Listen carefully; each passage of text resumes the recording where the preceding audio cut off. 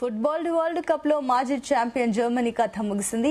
Round of 32లో పరాగ్వేతో జరిగిన పోరులో penalty shootout లో 4-3తో జర్మనీ ఓడిపోయింది. 5సారి ఫిఫా ఛాంపియన్ గా నిలవాలని భావించిన జర్మనీకి పరాగ్వే చెక్ పెట్టింది.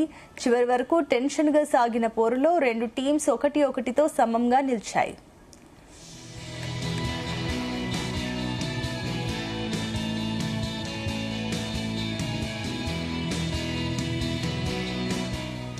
జర్మనీ తరపున 54వ నిమిషంలో కాయ్ హవర్ట్జ్ గోల్ చేయగా పరాగ్వే తరపున జూలియో ఎన్సియో గోల్ సాధించారు. ఆ తర్వాత ఇంజరీ టైంతో పాటుగా ఎక్స్ట్రా టైం కేటాయించినప్పటికీ జర్మనీ పరాగ్వే గోల్ కొట్టడంతో విఫలమైంది.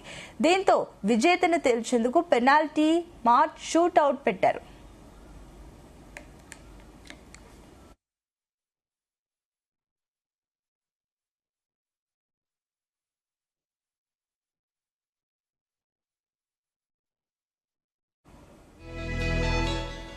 (2018, 2022 ఫిఫా ప్రపంచ కప్పుల్లో గ్రూప్ దశలోనే వెనుదిరిగిన జర్మనీ ఈసారి మాత్రం గ్రూప్ దశను దాటినప్పటికీ రౌండ్ ఆఫ్ 16ను దాటడంతో విఫలమైంది. ఇక నాకౌట్ దశను దాటి ప్రీ క్వార్టర్స్ లో అడుగుపెట్టిన పరాగ్వే అత్యుత్తమ ప్రదర్శన చేసింది.